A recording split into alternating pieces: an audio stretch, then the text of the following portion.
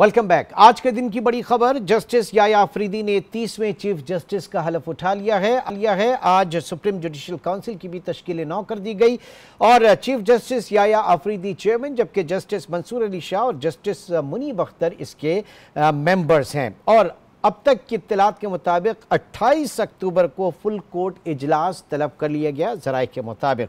तो अब 26वीं आईनी तरक्की है, आईनी बेंचेस भी बनेंगी। सवाल ये पैदा होता है कि जनाब आगे आने वाले दिनों में ये जो अदालती बहरान एक तरीके से आ चुका था, ये कूल डाउन होता है, चीज़ें आइडियली आगे बढ़ेंगी या इसमें भी कुछ मसाइल दरपेश होंगे, दरकार होंगे। हमारे साथ मौजूद है माहिर कानून फैसल चौधरी साहब। फैसल साहब, बहुत शुक्रिया आपके वक्त का, थैंक यू वेरी मच। सबसे पहले तो ये जानना चाहेंगे, जो बुनियादी सवाल इस वक्त आपसे हर कोई कर रहा है कि आप पीटीआई की लीगल टीम के अहम तरीन मेंबर, फ्रंट फुट पे आप जाके दिफा करते थे, ऐसा क्या हुआ कि आपको लीगल टीम से फारिग किया गया? इसकी क्या बुनियादी वजह है? सबसे पहले तो ये जरा बताइएगा सर। मैंने तो आज भी इमरान खान साहब की पिटीशन फाइल की है, गौर साहब के मुझे कहा था। तो लीगल टीम कौन सी है? और मैं तो खान साहब का वकील हूँ और जो जेल में सोबतें थी उनके खिलाफ जो आज मैंने पिटीशन इस्लामाबाद हाईकोर्ट में फाइल की है, परसों लगेगी इंशाल्लाह। नहीं तो कल जो कुछ भी हुआ वो क्या था फिर? सर, मुझे तो ना किसी ने बताया, ना किसी ने मेरे से रब्ता किया और ना ही उन्होंने मुझे ये बताया कि आप किसी ने, अगर मुझे देखिए ना, वकील की होती है सर्विसेज, अगर मैं डिलीवरी दे रहा हूँ तो मैं रहूँगा, अगर मैं नहीं कर सकता तो ज़रा मेरे क्लाइंट का एब्सोल्यूट राइट है। हाँ। तो वो कोई भी वकील करें, वकील पोस्ट थोड़ी कर सकता कोई अपने आप को। नहीं, तो ये तो आप आज खालिसतन केसेस के हवाले से बात कर रहे हैं ना, लेकिन इस वक्त ज़ाहिर है कि आप ही के जो वकील हैं, जो और आपकी बिरादरी के लोग हैं जो सर्विसेज दे रहे हैं अपने प्रोफेशनल के हवाले से, लेकिन वो सियासत भी तो कर रहे हैं, वो ज़ाहिर है कि पीटीआई को लीड भी कर रहे हैं। तो आप भी पीटीआई के अंदर शामिल थे, वकील तो जनाब चौधरी साहब आपके बिरादर अजीज़ भी हैं। देखिए, पीटीआई का मैं वकील जरूर हूँ, मैं सियासी ऑफिस होल्डर नहीं हूँ, कभी नहीं रहा। और मैंने कभी पीटीआई की जो सियासी साइड है वो सियासतदान देखे, वो देखे, मेरा तो कोई उसमें है नहीं इनपुट। मेरा तो लीगल एडवाइस में इमरान खान साहब की और इंट्रा पार्टी इलेक्शन में गौहर खान साहब की, उन्होंने मुझे जो है वो कहा कि आप करें, तो वो तो मैं तो उनकी इंस्ट्रक्शंस पे करता हूँ। तो मुझे अगर कोई इंस्ट्रक्शंस देनी है, कि अगर मैंने अर्ज किया ना कि हर किसी का राइट होता है, अगर कोई कहेगा कि आपकी सर्विसेज नहीं चाहिए तो वो मुझे इंस्ट्रक्ट तो गौहर खान साहब करेंगे। नहीं तो आपकी बातों से मैं ये नतीजा अख्ज़ कर रहा हूं कि बानी पीटीआई जो है उनका एतमाद आपके ऊपर बदस्तूर उसी तरह से मौजूद है, लेकिन ये सेकंड टियर में कहीं शायद कोई प्रॉब्लम आ रहा है। फिर वकील प्रोफेशनली जेलस तो होते हैं कि कामयाबी से, दूसरे नहीं होते, लेकिन मेरा नहीं ख्याल। देखें, बात यह है कि काम करना चाहिए, जो आप डिलीवर कर सकें डिलीवर करना चाहिए। अगर किसी को मेरी डिलीवरी से फ़ायदा हो रहा है, वो तो खान साहब हैं या फैमिली है, अगर कोई खिदमत उनकी कर रहा हूँ, तो मेरा ख्याल में खान साहब ने तो उस दिन जब आते हुए जब मैं निकला तो मैंने उनको कहा कि ये पिटीशन में फाइल करने वाला हूँ, तो उन्होंने कहा गो अहेड। तो मुझे तो किसी ने मना नहीं ना, उन्होंने मुझे तो, और कोई मना करे तो खान साहब की गो अहेड के बाद मैं तो ज़ाहिर सुनूंगा, तो किसी की नहीं, मैं तो सुनूंगा इमरान खान साहब की। तो गौर साहब के चेयरमैन पीटीआई हैं, तो वो जो मुझे इंस्ट्रक्शंस देते हैं, ऑब्वियसली सलमान अकरम राजा साहब भी हैं, गौर साहब हैं, तो सलमान अकरम राजा साहब भी हैं। ये कुछ क्यों ऐसा महसूस हो रहा है कि पार्टी के अंदर कोई ग्रोह बंदी है, कोई ग्रुप बंदी है, पार्टी इंतशार दर इंतशार का शिकार है? इसके ऊपर कुछ कमेंट तो बनता है सर आपका, आपकी राय जानना जरूरी है। देखें, एक जिनका आप नाम ले रहे हो तो मेरे लिए इतना अहम नहीं कि मैं उनको डिस्कस करूं। गौर खान साहब बहुत काबिल एहतराम है मेरे लिए, बहुत मेरा दोस्त है, भाई है। उनके लिए जो है ग्रुप बंदी की बातें मेरा ख्याल में ये गलत है। राय की डिफरेंस होती है, जमहूरी पार्टियों में तो कोई भी राय की डिफरेंस होती है, और जमहूरी पार्टियों में ये होता रहता है, होना चाहिए।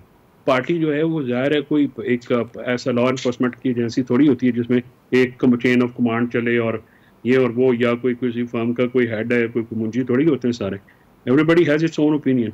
अगर किसी की कोई बात बुरी लगी है, मुझे या तो बताएं ना ये सारे, कि क्या है इशू, मेरे से इशू क्या है। सर यही तो मैं जानना चाह रहा हूं कि आपको खुद भी नहीं पता कि ऐसा क्या हुआ, क्योंकि कहा यह जा रहा है, जो दूसरी तरफ की बातें जो मीडिया में भी रिपोर्ट हो रही हैं कि शायद आपके हवाले से ये तासुर वहां पे महसूस हो रहा है कि कुछ चंद लोग हैं जो पार्टी से चले गए थे, आप उनको वापस लाने के लिए सरगर्म थे और इसी हवाले से आप कुछ मुलाकातें भी कर रहे थे। ये इस वक्त बातें कही जा रही हैं। मैं तो तस्दीक के लिए आपसे पूछ रहा हूं कि भाई ऐसा कुछ है क्या है ये? मसलन या तो फिर तफसील होगा किससे मुलाकात हुई और किसको मैंने लाना। दूसरी बात यह है कि ये जो करने वाले हैं बातें, क्या इमरान खान साहब को वो बच्चा समझते हैं? वो रोटी को इमरान खान साहब को वो जानते नहीं है। और नोइंग इमरान खान साहब, मुझे अपनी हदूद का पता है कि मैंने क्या बात करनी है और कितनी करनी है।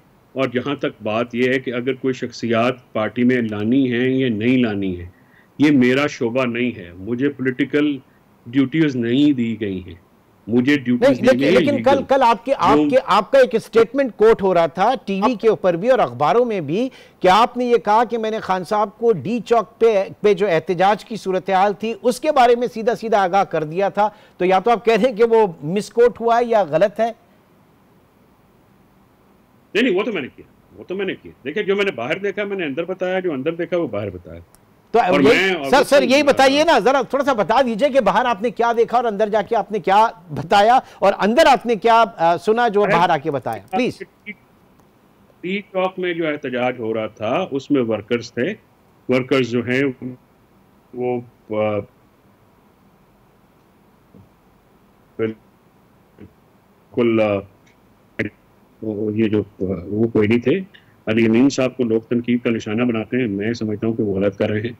अली अमीन साहब जैसे तैसे करके पहुंचे, स्वादी साहब डी चौक में पहुंचे।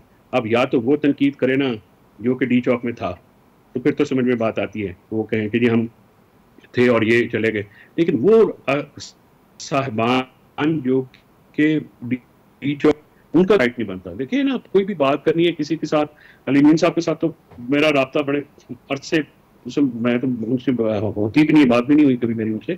तो इश्यू इज दैट के, लेकिन उनके खिलाफ जो कोई अनफेयर बात करे तो बात तो गलत है। वो पहुंचे तो सही ना, चाहे वो रात को भी उन्होंने जब भी एक हर जगह पहुंचे। अहमद तनकीद के लिए एक सियासत में हर तनकीद हिस्सा होती है, और जो तनकीद बर्दाश्त नहीं कर सकता ना, who can't take, he should not be in the kitchen, कोई और काम करें।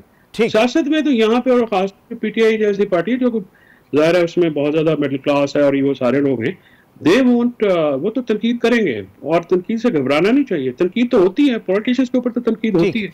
फैसल चौधरी साहब, अब ये बताइए कि इस वक्त बुशरा बीबी जो हैं वो बाहर हैं और वो केपी चली गई हैं, वहां पर मौजूद हैं, और कहा जा रहा है कि जनाब वो अली अमीन गंडापुर के साथ मिलकर एक तहरीक चलाएंगी या मामलात को आगे बढ़ाएंगी।